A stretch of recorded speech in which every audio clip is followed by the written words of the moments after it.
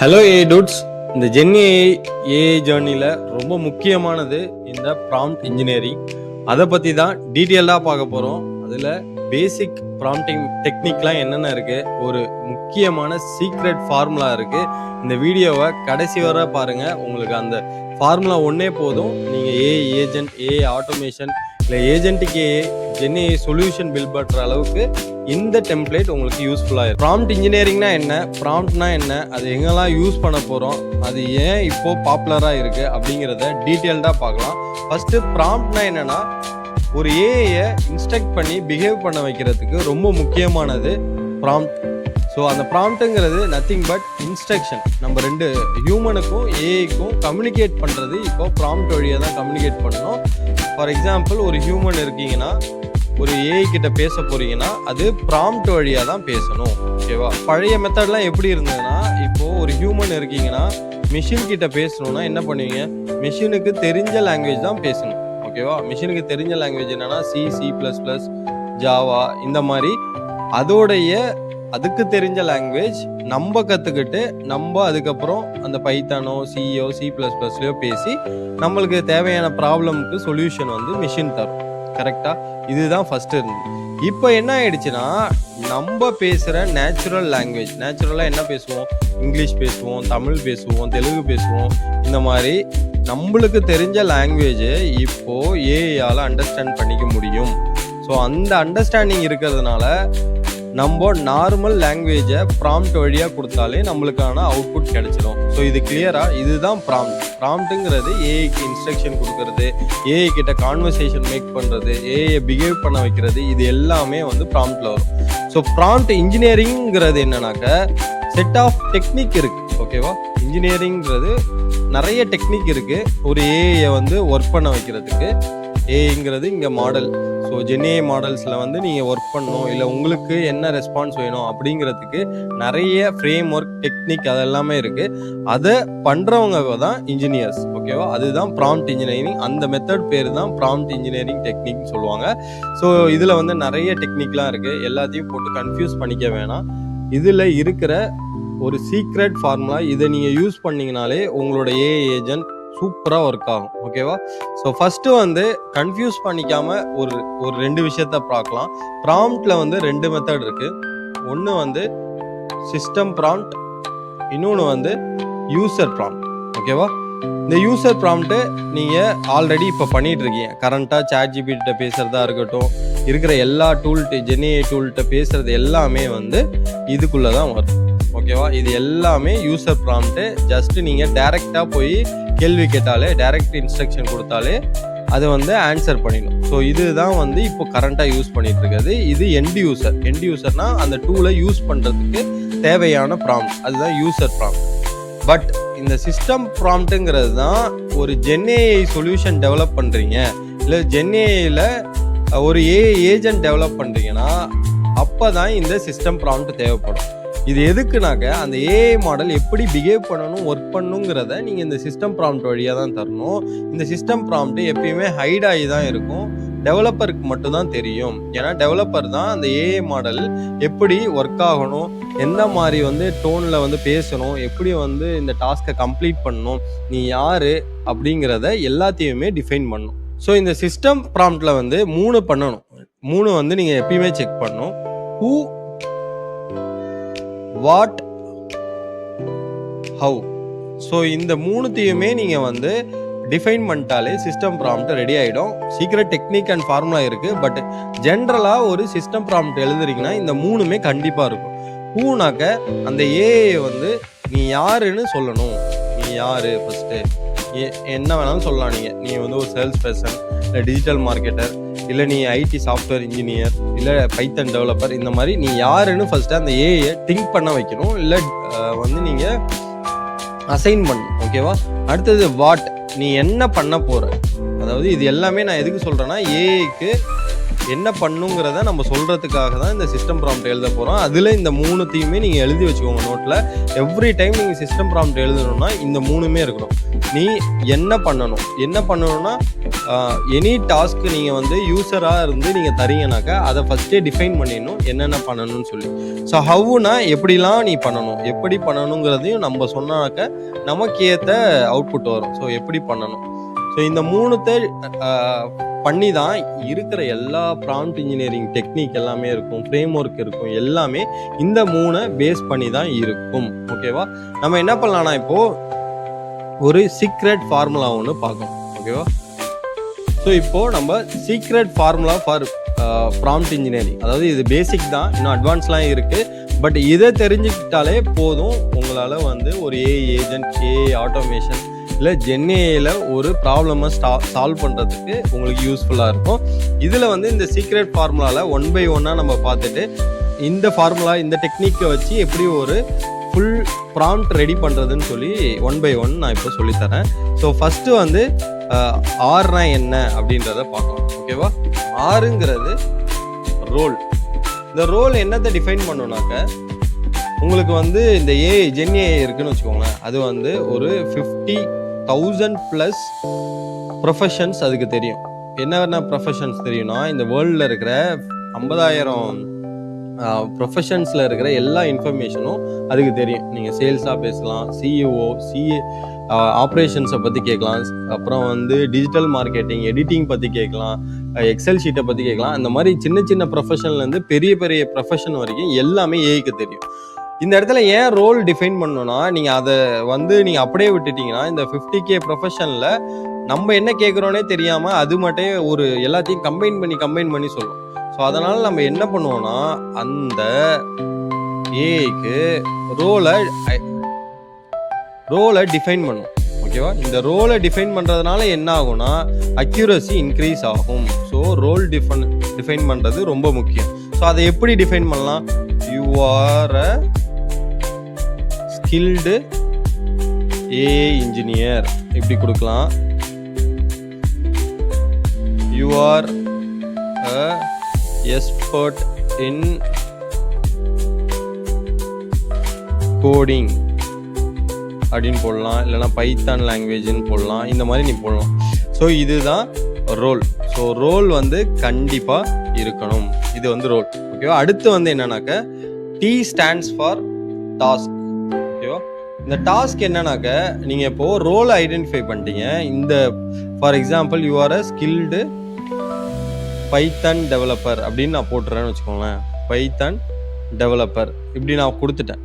So இந்த Python developer என்ன பண்ணணும், அந்த டாஸ்க்கை சொல்லணும்ல. இது வந்து யூசர் ப்ராம்ப்ட் இல்லை, நீங்கள் போயிட்டு டைரெக்டாக கேட்கறது சொல்கிறது இல்லை. அந்த ஏஐ யூசருக்கு என்னென்னலாம் தரணும், என்னென்ன டாஸ்க்லாம் பண்ணணும் அப்படின்றதுக்கு நான் ஒரு டாஸ்க் சொல்கிறேன். என்ன பண்ணுறேன்னாக்க, பைத்தானில் பேக் அண்ட் அப்ளிகேஷன் எல்லாத்தையுமே பண்ணி தரணும். பேக் அண்ட் அப்ளிகேஷன் ஏபிஐ எல்லாத்தையுமே பைத்தானில் ரெடி பண்ணி தரணும் அப்படின்ற ஒரு டாஸ்க்கை தரேன். ஸோ அப்படி தரேன்னா, எனக்கு வந்து ஃபார் எக்ஸாம்பிள் பீஸா ஆர்டர் பண்ணுறதுக்கு எனக்கு ஒரு பேக் அண்ட் ஏபிஐ வந்து பைத்தானில் ரெடி பண்ணி கொடுனாக்க இந்த டாஸ்க்கை வந்து ஏஐயால் பண்ண முடியும்.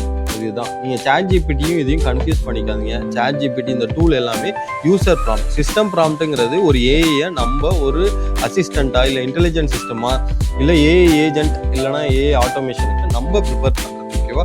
ஸோ டாஸ்க் ஒன்றும் பெரிய விஷயம் இல்லை. நம்மளுடைய ஒர்க்குக்கு என்ன டாஸ்க் கொடுத்தா கரெக்டாக இருக்குமோ அந்த மாதிரி நம்ம டிஃபைன் பண்ணுறது. ஓகேவா? அடுத்தது C ஃபார் கான்டெக்ஸ்ட். ஸோ இது வந்து ரொம்ப ரொம்ப முக்கியம். ஒரு ப்ராம்ப்டில் இது இல்லைனாலே அந்த ப்ராம்ப்ட் ரொம்ப கேவலமாக இருக்குன்னு அர்த்தம். ஸோ இதுக்கு ஒரு ரியல் எக்ஸாம்பிள் சொல்லணும்னா, உங்களுக்கு ஒரு பிரச்சனை இருக்குது, அந்த பிரச்சனையை சால்வ் பண்ணணும், அதோடைய பேக்ரவுண்டு, அதுக்கு தேவையான இன்ஃபர்மேஷன்லாம் ஒருத்தவன்ட்ட சொல்லணும்னா அந்த ப்ராப்ளம் எப்படி சால்வ் பண்ணுவோம்.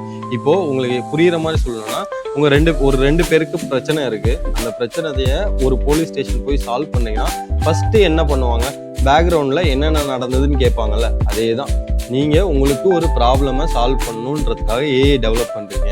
அந்த ஏஐக்கு கான்டெக்ஸ்ட்டை நீங்கள் கொடுக்கணும். அந்த கான்டெக்ஸ்ட்டு ரொம்ப ரொம்ப ரொம்ப முக்கியம். என்னென்ன கொடுக்கணும், பேக்ரவுண்ட் என்னன்னு கொடுக்கணும், பேக்ரவுண்டுக்கு அப்புறம் சினாரியோ என்ன, கான்டெக்ஸ்ட் அவேர்னஸ் இருக்கணும். ஸோ இது மாதிரி எல்லாமே அது இருக்கிறதுனால இது வந்து கைண்ட் ஆஃப் வந்து பெட்டர் அண்டர்ஸ்டாண்டிங் வரும். அதனால அக்யூரசி இம்ப்ரூவ் ஆகும். ஸோ ப்ராம்ப்ட் இன்ஜினியரிங்கோட முக்கியமான வேலையே என்னன்னாக்க உங்களோட அவுட்புட் ஃப்ரம் ஏஐ வந்து பெட்டராக இருக்கணுன்றதுக்காக தான். ஸோ இதுதான் கான்டெக்ஸ்ட். நெக்ஸ்ட்டு பார்த்தீங்கன்னா ரொம்ப ரொம்ப ரொம்ப முக்கியமானது. ஏன் இதை சொல்கிறேன்னா, இது வந்து எனக்கு தெரியாமல் நான் வந்து ஏஐ டெவலப் பண்ணுறப்போ பயங்கர தப்பாக ஆன்சர் வந்துட்டு இருந்து, என்னடா இது இப்படி பண்ணுதுன்னு பார்த்துட்டு இருக்கப்போ தான் இந்த கான்செப்ட் வந்து ஒரு 2 இயர்ஸ் முன்னாடி ரொம்ப பீக் ஆகிட்டு இருந்தது. ஸோ இதை படிக்கிறப்ப என்ன ஆயிடுச்சுன்னா, ஷார்ட்ஸுங்கிறது இங்கே ஒன்றும் இல்லை, எக்ஸாம்பிள்ஸ்னு அர்த்தம். ஓகேவா? ஸோ நீங்கள் வந்து ஒரு ஃபியூ ஷார்ட்ஸ் 0 ஷார்ட்ஸ் இந்த மாதிரி இந்த ப்ராம்ப்டில் வந்து இது இல்லாமல் கொடுத்தீங்கன்னா உங்களுக்கு வர அவுட்புட்டோட அக்யூரசி 65% தான் இருக்கும் அப்ராக்சிமேட்டாக. ஓகேவா? இந்த ஃபியூ ஷார்ட்ஸ் கொடுத்தீங்கன்னா, ஃபியூ ஷார்ட்ஸுங்கிறது ஒரு 1 or 2+ எக்ஸாம்பிள்ஸ் கொடுக்கறது பேர் ஃபியூ ஷார்ட்ஸு. 0 ஷார்ட்ஸ்னா நோ எக்ஸாம்பிள்ஸ். சில சினாரியோஸில் எக்ஸாம்பிள் இல்லாமலே கொடுக்குற மாதிரி இருக்கும். பட் எல்லா ஏஐ ஏஜென்ட், ஏஐ டெவலப்மெண்ட் எல்லாத்துக்குமே ஃபியூ ஷார்ட்ஸ் கொடுக்க கற்றுக்கோங்க. அதோட அக்யூரசி 80 to 85% டிஃபால்ட்டாகவே வந்துடும். ஸோ அது வந்து few shots. So F stands for few shots. Few ஷார்ட்ஸ்னா 1 or + எக்ஸாம்பிள்ஸ் வந்து நம்ம கொடுக்கணும். ஃபார் எக்ஸாம்பிள் நான் என்ன சொல்கிறேன்னா, இன்புட் வந்து 1 + 2, அவுட்புட் வந்து 3 அப்படின்னு நான் கொடுத்தேனாக்க அதுதான் வந்து எக்ஸாம்பிள். அதுக்கப்புறம் என்ன வரும்னாக்க ஜஸ்ட்டு வந்து அவுட்புட் தான் வரும். நான் இந்த இடத்துல ஃபியூ ஷார்ட்ஸ்க்கு மட்டும் உங்களுக்கு ஒரு டெமோ மாதிரி காட்டுறேன். ChatGPT போய்கிட்டு ட்ரை ChatGPT. ஸோ இந்த இடத்துல என்ன பண்ணுறேன்னாக்க, please act as a calculator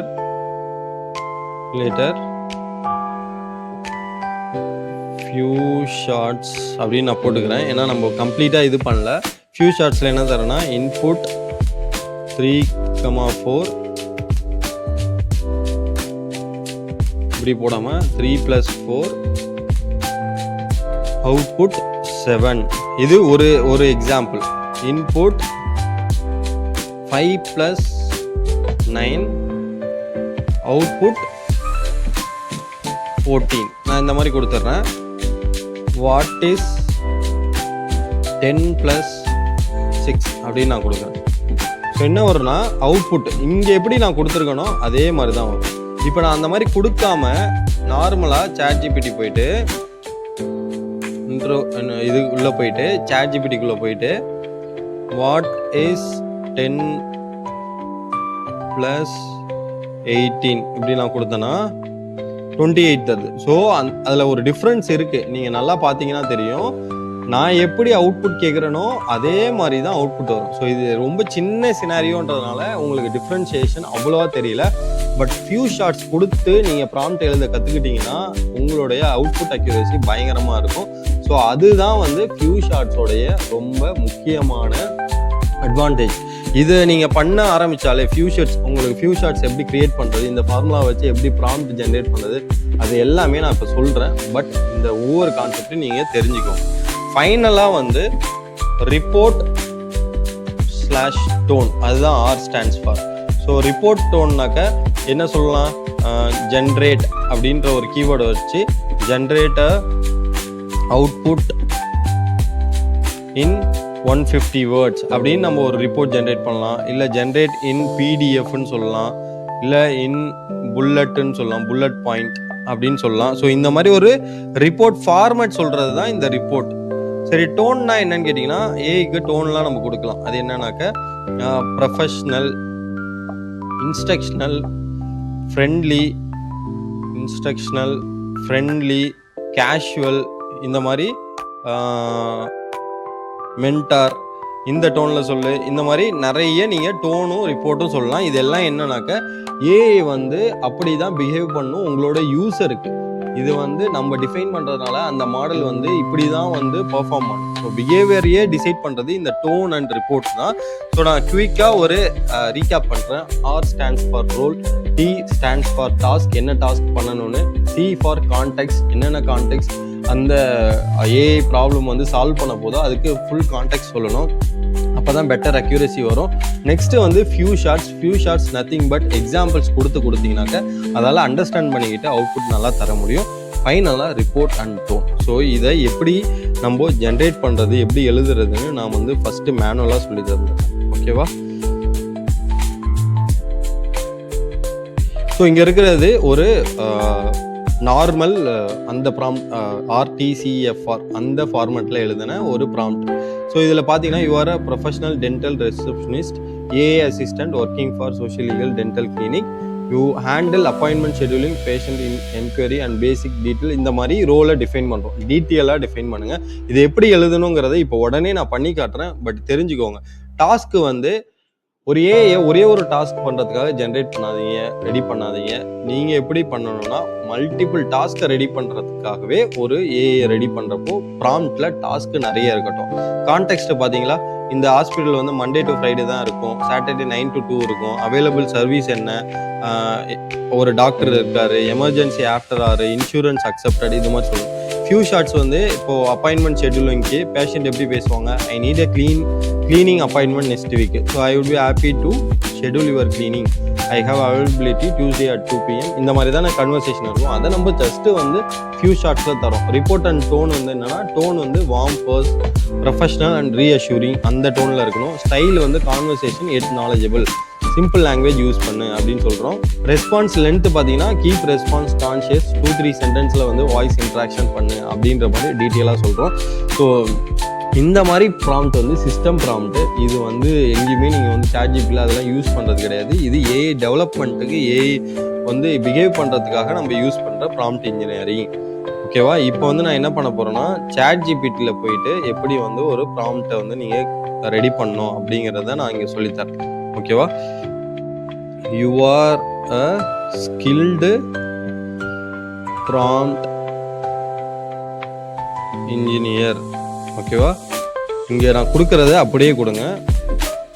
generate prompt for below template அப்படின்னு டெம்ப்ளேட்டை போட்டு நீங்கள் என்ன பண்ணணும்னா, RC அப்படி போட்டிங்கன்னா தெரியாது. Role, task, context,